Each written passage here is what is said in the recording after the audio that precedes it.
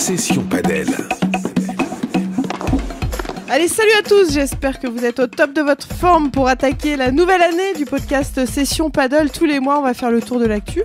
Avec deux invités, ce sera un joueur, une joueuse et une invitée ou un invité qui travaille tout simplement dans le développement du paddle, qui organise des tournois. Bref, une personne qui fait partie de l'écosystème padel. Et pour bien démarrer cette saison, on va revenir sur le P2000 de La Rochelle. On parlera du circuit premier paddle avec quelques petites modifications pour 2025. On verra que le paddle et la formation se structurent sur notre territoire. On fera le point avec notre prof Yann Oradou sur l'intérêt tout simplement de la compétition. Et on terminera par le meilleur. C'est la troisième mi-temps où nos invités répondront à toutes vos questions. Et ce mois-ci, qui sont nos deux stars ? Session Padel. Eh bien, c'est une paire mixte composée d'un joueur de l'équipe de France qui est numéro 118e au classement FIP. Qui suis-je ? Je suis Dylan Guichard. Salut Dylan, comment ça va ? Salut, bonjour tout le monde, ça va très bien, en direct de Madrid et prêt à répondre à toutes vos questions. Bon, ça c'est top. En tout cas, merci pour ta disponibilité cette semaine. J'espère que tu vas être content de ton association. Tu vas être associé à une joueuse retraitée depuis peu qui a été 114 au classement FIP. Alors hier, quand je l'ai appelée, je lui dis quel a été ton meilleur classement français. Honte à moi, elle me dit numéro 1 française. Mais elle nous en parlera tout à l'heure, tout à l'heure, parce que c'est un petit peu cocasse parce qu'il y a deux joueuses qui n'étaient pas assimilées à l'époque. Mais elle a été numéro 1. C'est Elodie Avernon. Salut Elodie. Salut Émilie, salut Dylan, salut tout le monde. Ça va bien ? Au top, nickel. T'es au top ? Impec. Maintenant, tu travailles à la Fédé, on en parlera tout à l'heure dans la deuxième partie. Tu es référente sportive régionale. Et raconte-nous l'anecdote là, de numéro 1 française.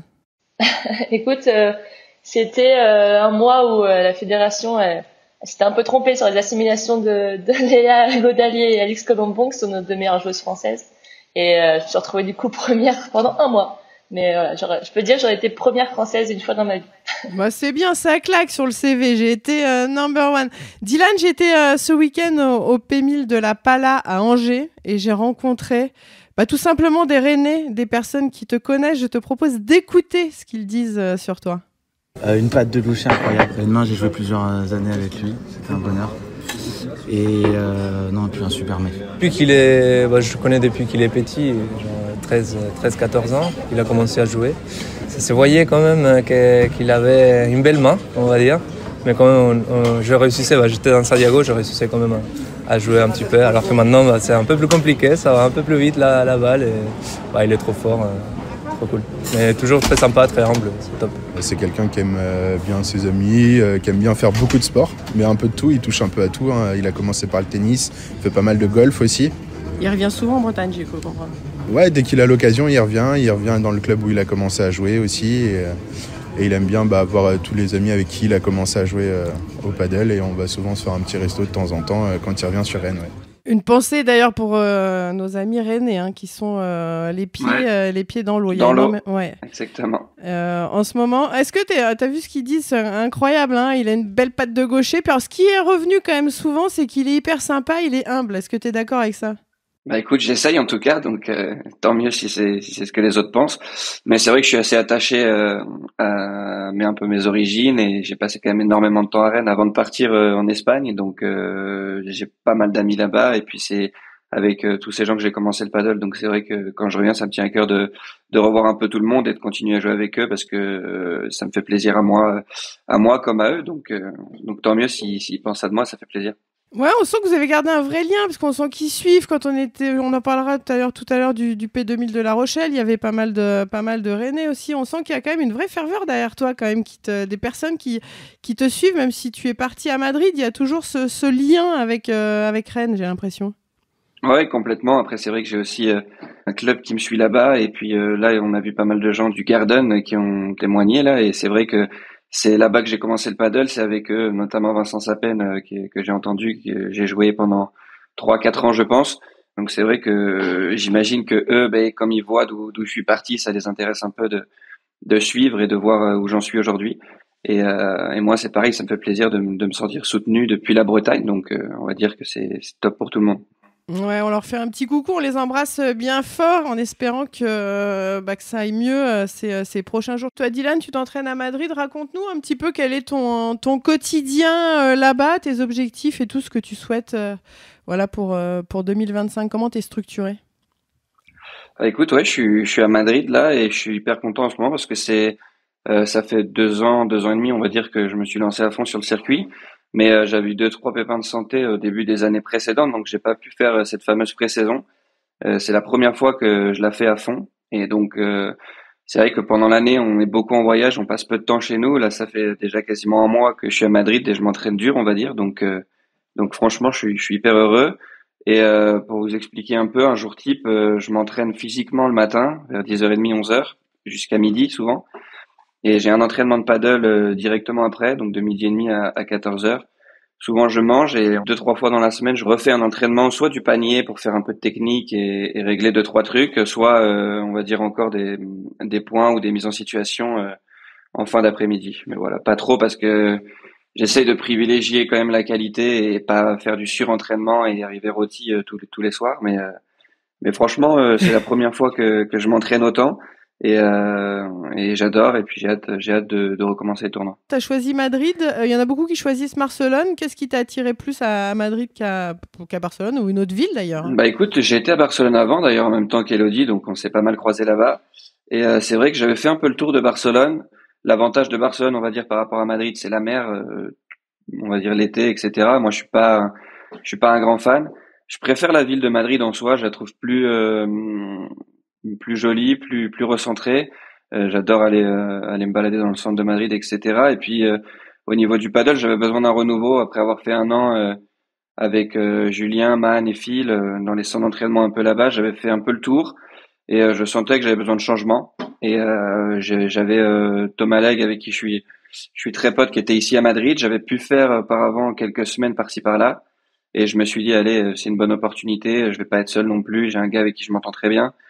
Et donc j'ai rejoint un peu son groupe d'entraînement et son prépa physique. Et au final, je suis très content. Et même si j'adore et je suis pote avec énormément de Français, le but de partir en Espagne, c'est quand même de s'entraîner avec des locaux ici et beaucoup d'Espagnols. Et à Barcelone, on commençait à être pas mal de Français. Je crois qu'il y en a un peu moins maintenant. Et là, du coup, sur Madrid, il y a que Thomas et Manuel Vives aussi qui nous a rejoints. Mais on est un groupe un peu plus restreint de Français. Et moi, je trouve ça vraiment bien de pouvoir être en immersion, entre guillemets, avec beaucoup d'Espagnols. Allez, je vous propose d'aller dans le Top News. C'est parti. Top News.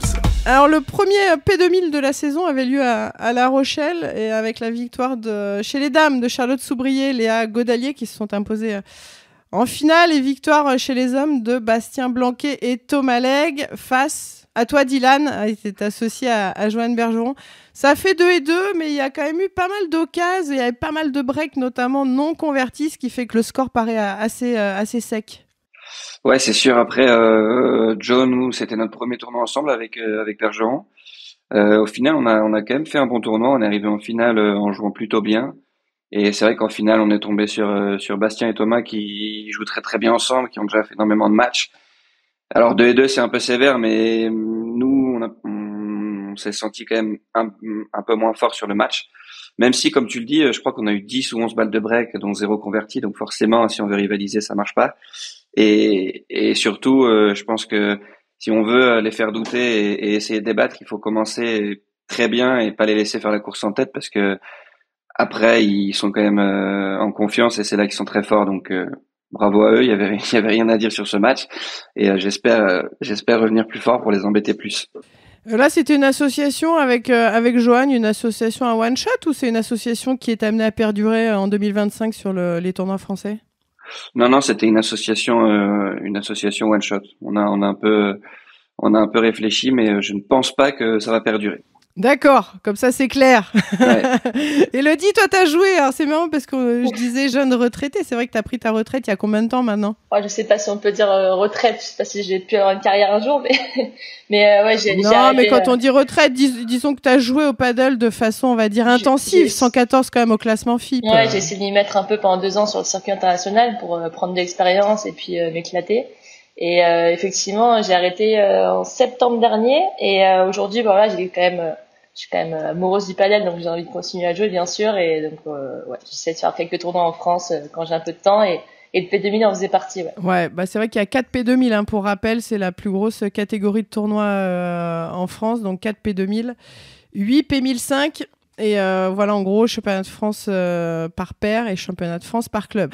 Dylan, Elodie, je voulais qu'on aborde aussi, je le disais en introduction, et c'est un peu début 2025, il y a des changements sur le circuit premier paddle.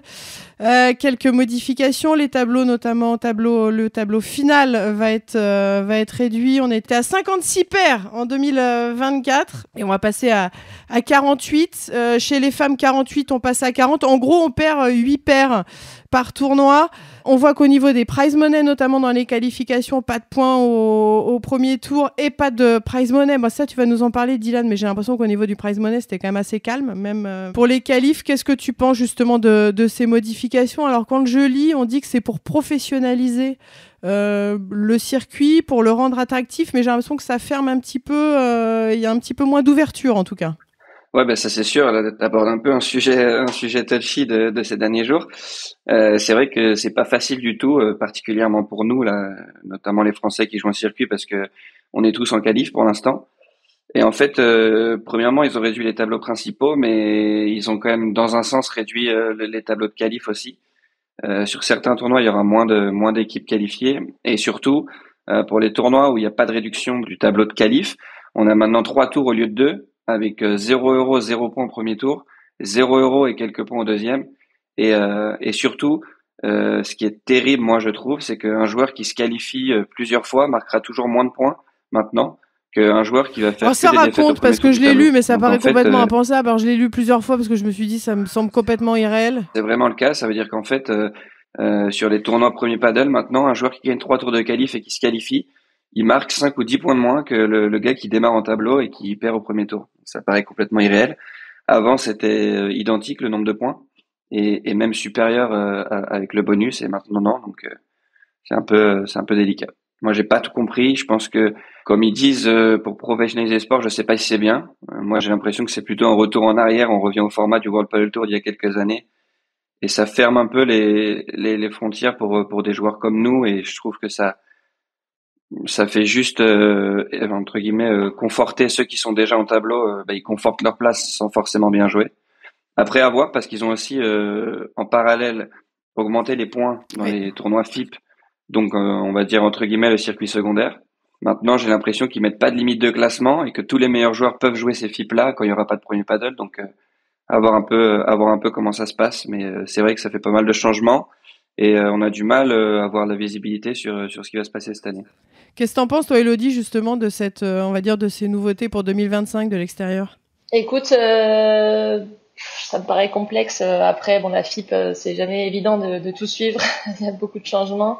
Ce qui est sûr, c'est que pour l'avoir un peu vécu pendant 2 ans sur le circuit FIP, mais moi, plus dans les secondes, voire troisième couteau, quand on commence à se mettre sur le circuit FIP, c'est vrai que intégrer des échelons et enfin gravir des échelons, c'est super compliqué.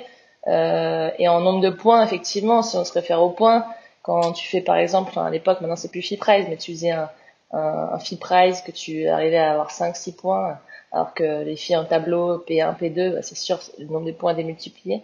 Si t'arrives pas à faire tous les tournois possibles sur l'année et que t'arrives à en faire que un par-ci, un par-là, c'est très compliqué d'accéder au meilleur classement et d'intégrer les meilleurs tournois. Donc c'est vrai que là, avec le nouveau système de points, ça paraît un peu encore plus difficile que ce que c'était, quoi. C'est vrai que ça paraît hyper difficile. Allez, Elodie, Dylan, je vous propose de passer à la Pista Fédé.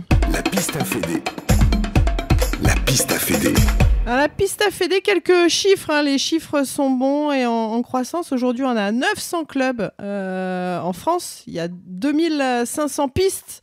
Et on va bientôt atteindre, début février, début mars, les 100 000 classés. Ça commence à peser dans l'écosystème. Elodie, toi, tu es référente sportive fédérale, interrégionale dans les régions, dans la région du Sud-Est. Quelles sont tes principales missions à la Fédé ?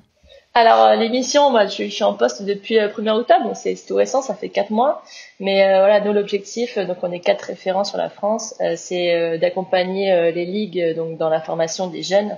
La politique sportive nationale, elle est vraiment, il y a une des missions, c'est de densifier la base et vraiment d'augmenter le nombre de jeunes en France. Donc voilà, l'idée c'est d'aider les clubs à développer des écoles de paddle et puis on a aussi un rôle sur la détection l'entraînement et le suivi donc des meilleurs jeunes sur les territoires.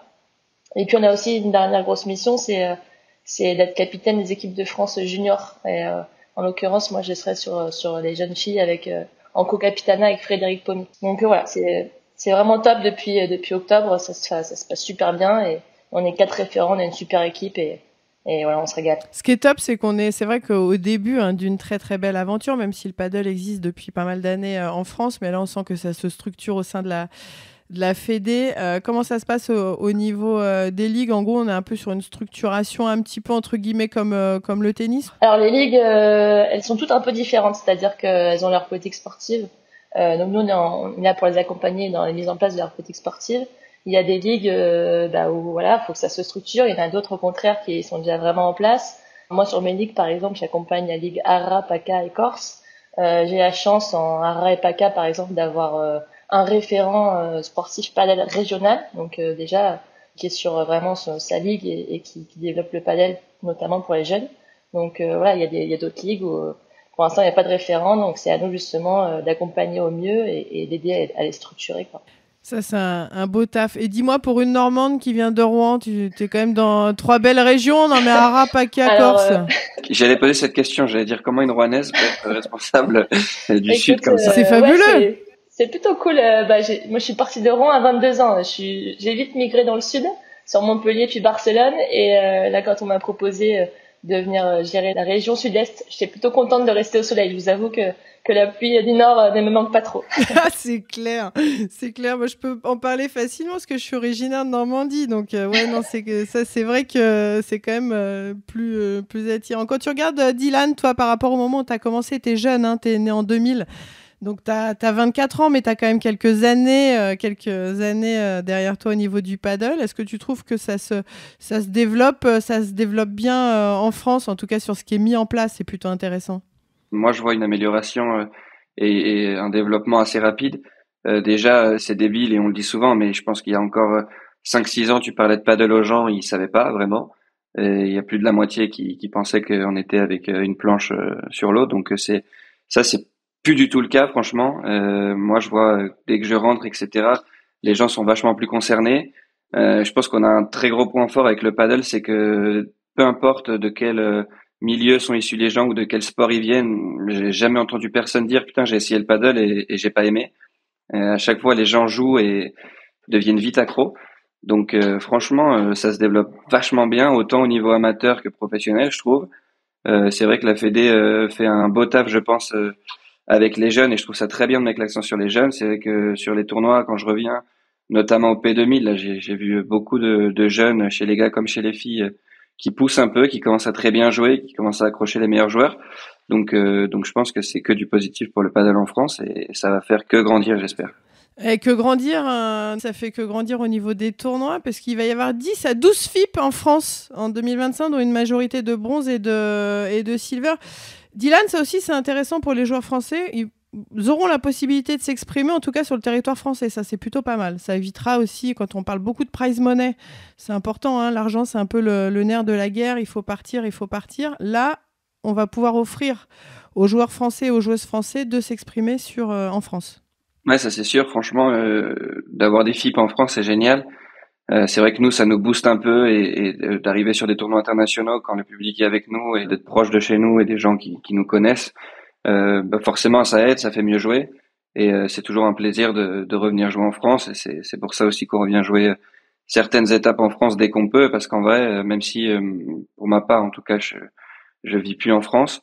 Je suis quand même vachement attaché au pays et revenir jouer devant les gens qui te connaissent et qui te soutiennent, c'est quand même quelque chose d'incroyable, surtout quand tu peux bien faire et quand tu brilles. Ça, c'est vrai. Élodie, toi, justement, qui travaille au sein de la formation, même s'ils sont des jeunes, on va dire qu'on est loin des FIP, entre guillemets, mais en même temps, toi, au niveau de l'entraînement, ça peut aussi, tu peux discuter de ces tournois-là, ça peut leur permettre d'avoir une visibilité, un objectif d'aller jouer ces tournois FIP en France. Ça aussi, c'est assez intéressant, parce qu'on peut imaginer quand même que demain, une joueuse de 16-17 ans ait un niveau FIP. Ouais, complètement. C'est vrai que pour nous, je pense notamment chez les filles aujourd'hui, on a une paire Lou Lambert et Kimi Barla, je pense notamment à elle, qui commencent à s'y mettre au FIP. Elles ont déjà fait le FIP de Caen récemment. donc qui était en France. Donc pour elles, ça va être un vrai plus de pouvoir commencer à prendre de l'expérience sur le circuit international, se confronter un peu aux meilleurs. Ça va forcément les aider dans leur formation. Mais voilà, faut faire attention aussi à pas trop brûler les étapes. Il y a des jeunes qui arrivent. Faut déjà qu'elles fassent leurs preuves en France sur les tournois français. Il y a aussi maintenant des FIP Provises aussi. La FIP organise aussi un circuit international pour les jeunes. Donc voir aussi, je crois qu'il y a une réforme qui est en cours avec la FIP sur ces tournois-là. Donc voir si c'est intéressant de les faire ou pas. Voilà, il y a toute une stratégie à avoir pour les jeunes et on va essayer de les accompagner au mieux pour participer à ces tournois-là et voir ce qui est bien pour elles.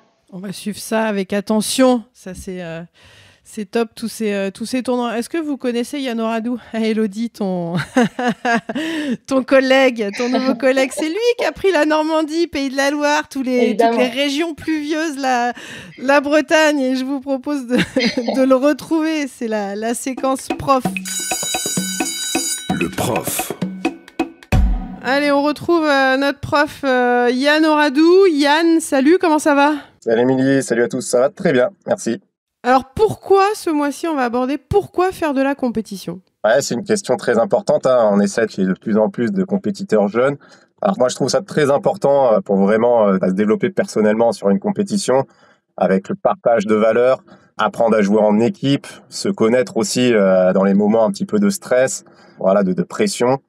Et vraiment voilà, essayer de se dépasser à fond pour soi et pour son équipe. Est-ce que la compétition, quelque part, ça permet pas de voir en fait les secteurs où on doit progresser, et quelque part aussi c'est un curseur pour voir si on a progressé ou pas et si on évolue? Exactement, comme tu dis, il y a vraiment de bons joueurs qui sont très forts à l'entraînement et quand ils arrivent en match, c'est plus du tout les mêmes joueurs parce que voilà, faut prendre en considération le stress, les points importants, savoir jouer les points importants, c'est très très très important. Donc il y a vraiment de bons joueurs d'entraînement qui sont pas forcément bons quand il y a des compétitions. Je vois pas mal, souvent c'est assez féminin, les filles sont un petit peu moins portées sur la compète. Je pense qu'on peut aussi intégrer dans la compète les fameuses montantes descendantes qui sont organisées dans pas mal de clubs. Quelque part, c'est quand même une forme de compète, de première compète avant peut-être de passer au step des P25, P100, etc. Ouais, bien sûr, il y a pas mal de stades, mais c'est vrai que comme tu disais, chez le public féminin, il y a un petit peu moins de compétitrices. Peut-être que voilà, les compétitions sont moins importantes pour elles, ou elles ont peut-être aussi peut-être cette peur d'échouer, cet échec. Mais c'est aussi pour ça que c'est important de faire de la compétition, de s'apprendre. Mais tout ce qu'on peut trouver dans les clubs, les animations, comme tu dis, les petites montantes descendantes, ou mettre même des matchs libres ensemble.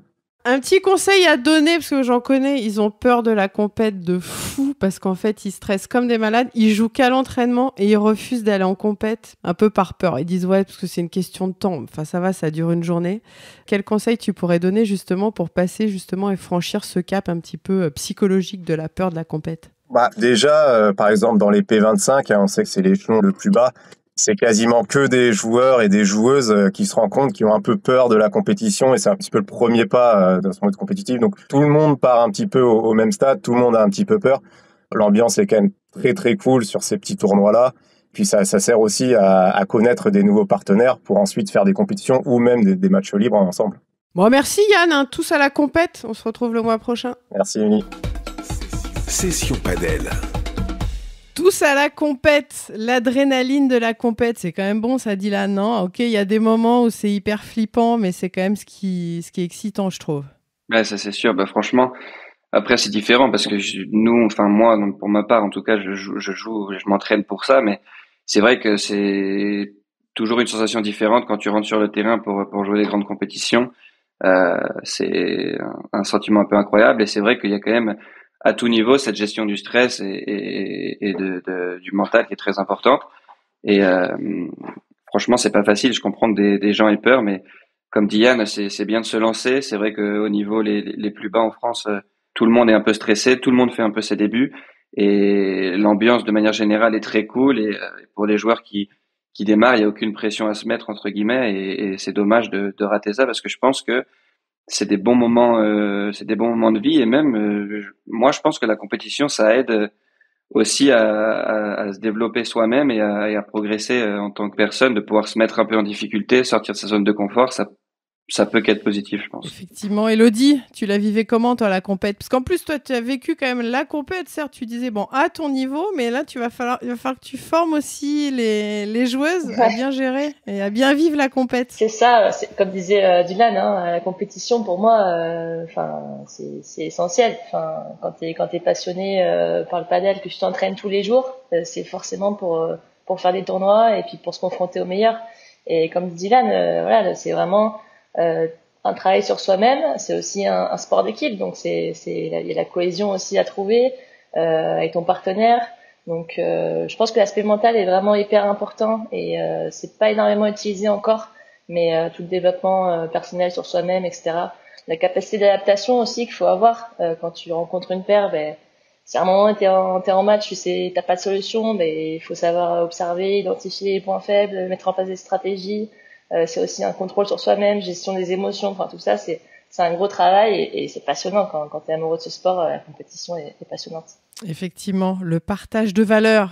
Je vous propose de passer à la 3e mi-temps, le moment du partage dans ce podcast Session Padel. La 3e mi-temps. 3e mi-temps. Allez, première question. Victor Ovin, est-ce qu'il va à la salle tous les jours que pour la pré-temporada ou il va faire ça toute l'année dès qu'il peut? En gros, ça, c'est est-ce que t'es sérieux toute l'année ou est-ce que c'est juste pour la pré-saison?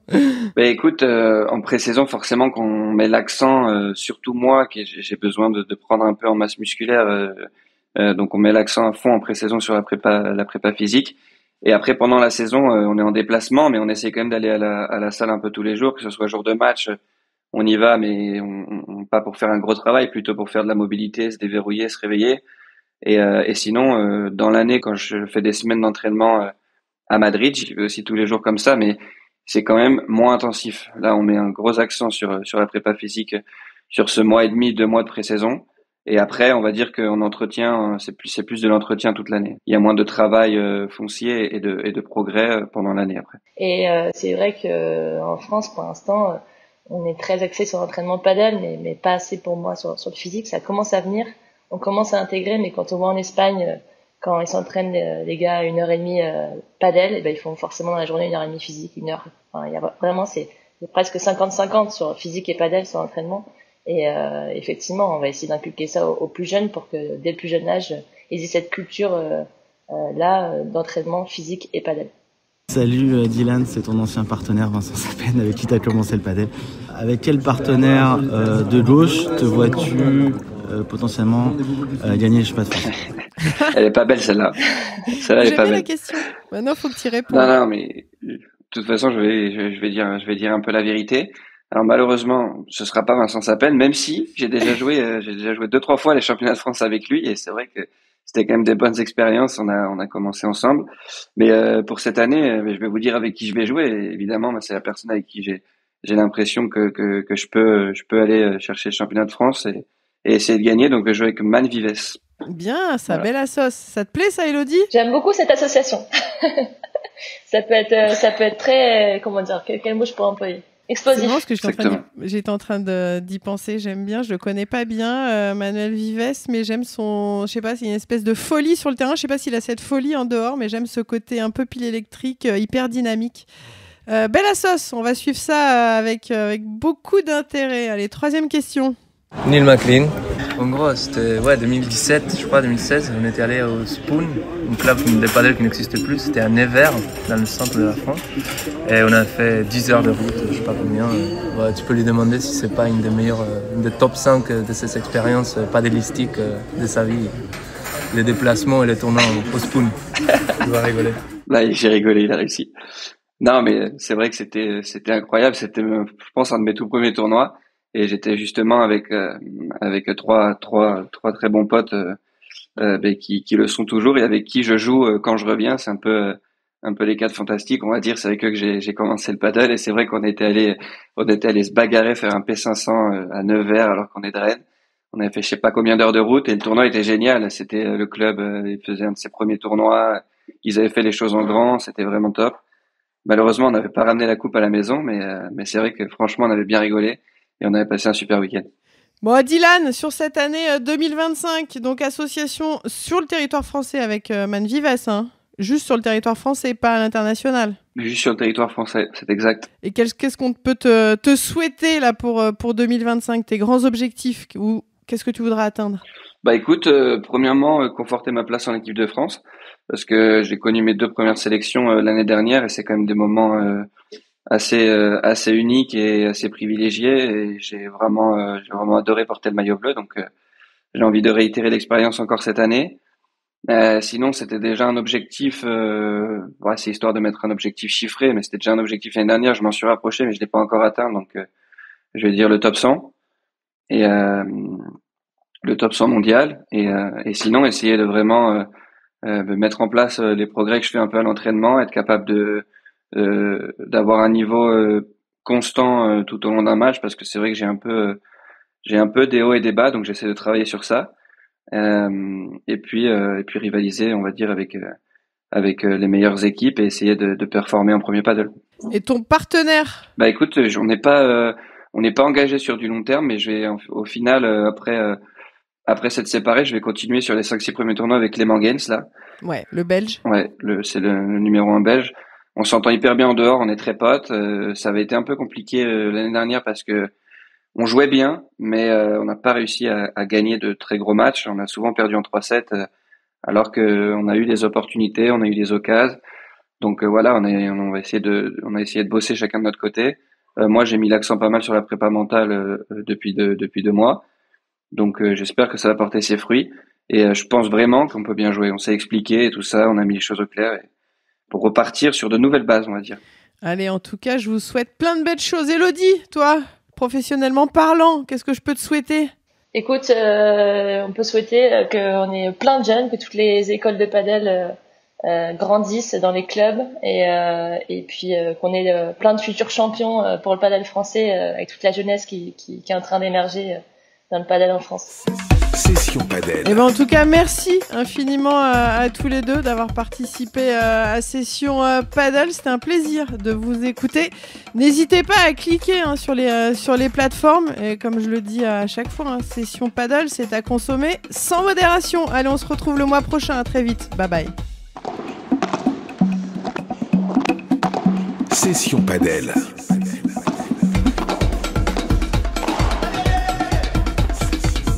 Session Padel.